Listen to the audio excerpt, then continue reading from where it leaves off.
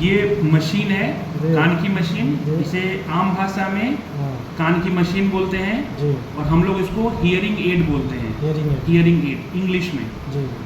Hearing aid में जैसे कि मैंने आपको बताया, ये ऑन ऑफ के लिए कोई बटन नहीं है अलग से, यही है ऑन ऑफ। ये अगर आपने इसको बाहर कर दिया तो ये ऑफ हो गया, इसको अगर अंदर कर दिया ऑन हो गया तो ये ऑन हो गया।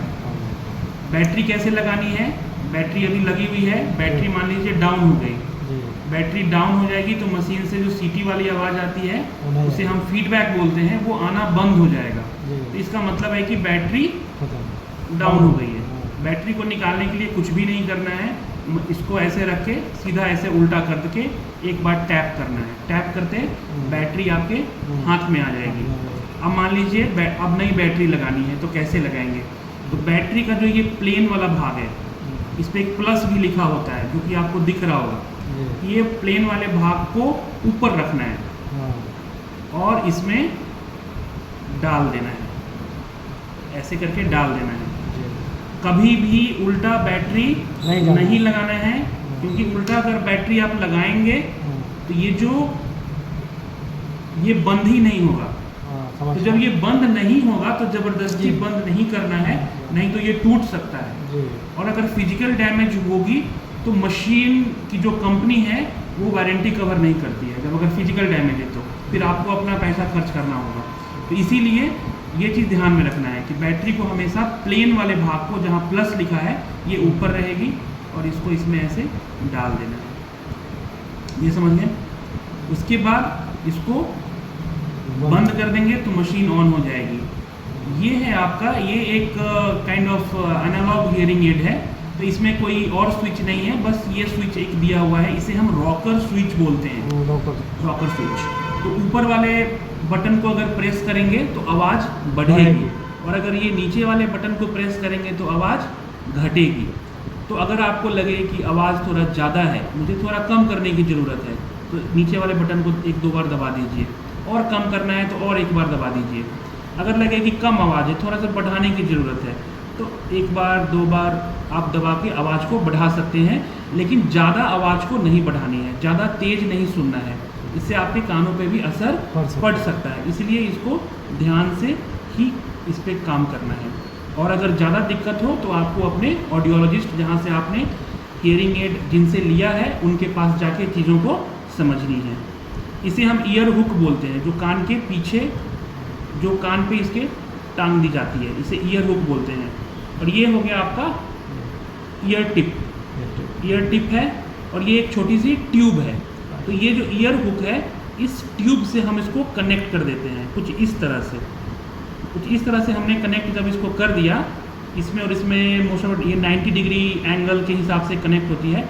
इसको ऐसे करके कनेक्ट नहीं करना है, इसको कनेक्ट करना है इस तरह से, ताकि आप इसको कान में टांग लें, लटका लें, और ये जो ट्यूब है और ये जो टिप है, ये कान के अंदर जानी चाहिए। ये चीज़ आपको ध्यान रखना है।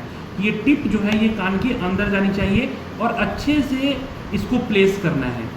कहने का मतलब है कि अगर इसे बस वहाँ कान के जो होल है वहाँ पे डालना नहीं है, उसको अंदर हल्का प्रेस करना है, तो थोड़ी अंदर जाएगी, तो इससे साउंड की क्वालिटी बढ़ेगी और एक जो विसिल काइंड साउंड आती है वैसी साउंड आपको सुनाई नहीं देगी और आपके लिए कंफर्टेबल होगा। तो ये टिप अंदर जानी चाहिए।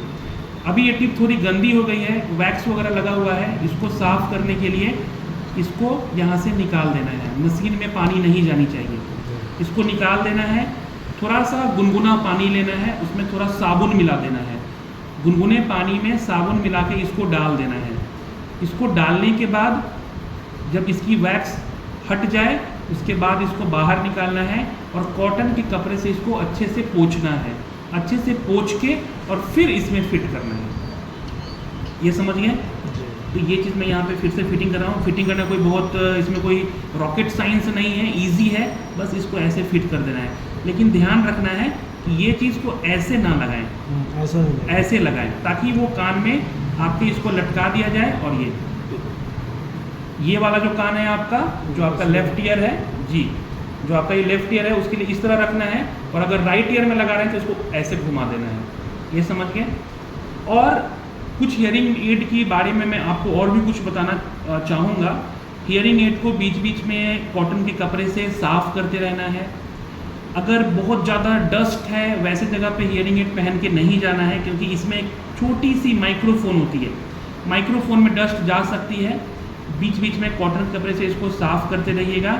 हियरिंग एड को पानी से बचाना है। थोड़ा बहुत अगर पसीना आता है तो उतना ये स्टर्डी होता है कि उतने पसीने को मैनेज कर ले, लेकिन अगर बहुत तेज़ बारिश हो रही है या आपको नहाना है तो वैसे कंडीशन में हियरिंग एड को आपको निकाल के, और ये जो काले रंग का एक डब्बा आपको मिलता है, इस काले रंग के डब्बे में आपको रख देना है। ठीक है। हियरिंग एड को बच्चों से बचा के रखना है, क्योंकि बच्चे इसे तोड़ सकते हैं। पालतू जानवर से भी बचा के रखना है। घर में अगर आपने कुत्ता पाला है तो कुत्ते बिल्ली से भी इसको बचा के रखना है, नहीं तो वो भी इसको डैमेज कर सकते हैं। दूसरा, इसकी जो बैटरी है ये अगर ख़राब हो जाती है, जैसे कि ये वाली बैटरी आपकी ख़राब हो गई, अब इसको हम क्या करें, इसको कहाँ फेंकें? मान लीजिए कि घर में आप फेंक देते हैं तो घर में छोटा बच्चा है तो वो मुंह के अंदर डाल लेगा, तो ये बैटरी पेट के अंदर जाएगी तो खराबी करेगी। ठीक है। या मान लीजिए कि आपने फेंक दिया, घर में कुत्ता है उसने मुंह में रख लिया, खा गया, तो वैसे कंडीशंस में ये बैटरी खराबी करती है। अगर आप सोचते हैं कि चलो कोई नहीं, इसको बाहर फेंक देते हैं, रोड पे फेंक देते हैं, तो रोड पे फेंकने से क्या है, मान लीजिए आपने कचरे में फेंक दिया तो वहाँ कोई गाय है, कचरा के साथ साथ बैटरी भी खा लेगा, तो उसको भी खराबी करेगा। इसके लिए सबसे अच्छी जो इसका उपाय है वो यही है कि आप बैटरी को एक डब्बे में जमा करें, और जब वो डब्बा भर जाए तो उस डब्बा को जमीन के अंदर गड्ढे खोद के उसके अंदर डाल दें। मान लीजिए कि 6 महीना आप बैटरी जमा करके जाइए और फिर ज़मीन में गड्ढे को खोद के उसमें डाल दीजिए। यही से आप इसको डिस्पोज करना आपके लिए आसान होगा। बाकी कोई भी हियरिंग एड है उसमें वारंटी होती है। अगर उस वारंटी के दौरान हियरिंग एड में कोई भी इश्यूज आता है तो कंपनी उसको रिपेयर करके देती है, और कभी कभी कंपनी उसको रिप्लेस भी कर देती है। वारंटी के एक्सपायर होने के बाद भी अगर हियरिंग एड में कोई प्रॉब्लम आता है तो कंपनी जो भी रिपेयरिंग चार्ज होगा वो चार्ज करके और आपको हियरिंग एड दे देगी। बाकी इसमें कुछ और मुझे समझाने का ऐसा नहीं लग रहा है। हियरिंग एड को अगर आप अच्छे से रखेंगे, एक और होता है, एक डब्बा होती है, इसके बारे में मैं आपको बताता हूँ। तो कुछ इस तरह का एक डब्बा भी आपको मिलता है, इसको ड्राइंग जार बोलते हैं। तो इसमें क्या करना है कि इसमें एक कवर लगा होता है, तो इस कवर को हटा लेना है और इस डब्बे को इसमें हफ्ते में एक दिन, एक रात मान लीजिए 12 घंटे के लिए हियरिंग एड को इसमें रख देना है। तो पूछिएगा कि सर इसमें हियरिंग एड डालने से क्या फ़ायदा है? हियरिंग एड डालने से क्या फ़ायदा है कि इसके अंदर जो मॉइस्चर जमा हो जाती है हफ्ते भर, वो मॉइस्चर हट जाएगी, मॉइस्चर फ्री हो जाएगा हियरिंग एड। लेकिन आपको एक चीज़ का ध्यान रखना है कि जब भी आप हियरिंग एड को हफ्ते में एक रात के लिए इसमें डाल रहे हैं, उस समय बैटरी को आप निकाल लीजिए, इसकी जो सेल लगी हुई है इसको निकाल लेना है, नहीं तो ये सेल के अंदर भी पानी होती है, उस पानी को ये ड्राइंग किट सोख लेगा तो ये सेल खराब हो जाएगा। तो जिस दिन हफ्ते में एक दिन आप इसको यूज़ कर रहे हैं, उस दिन सेल को जरूर निकाल के ही यूज करें। दूसरी बात, बाकी दिन आपको इस तरह की डब्बी दी जाती है हियरिंग एड के साथ, इस डब्बी में आप मशीन को रखें, केयरफुल तरीके से रखें। अच्छे से रखेंगे तो हियरिंग एड बहुत ही लंबे समय तक चलती है। हमारे पास ऐसे भी पेशेंट्स आते हैं जो 10 सालों से हियरिंग एड को यूज कर रहे हैं और आज भी हियरिंग एड उनकी बिल्कुल अच्छी काम कर रही है। ठीक है, आपको कोई डाउट है तो पूछ सकते हैं।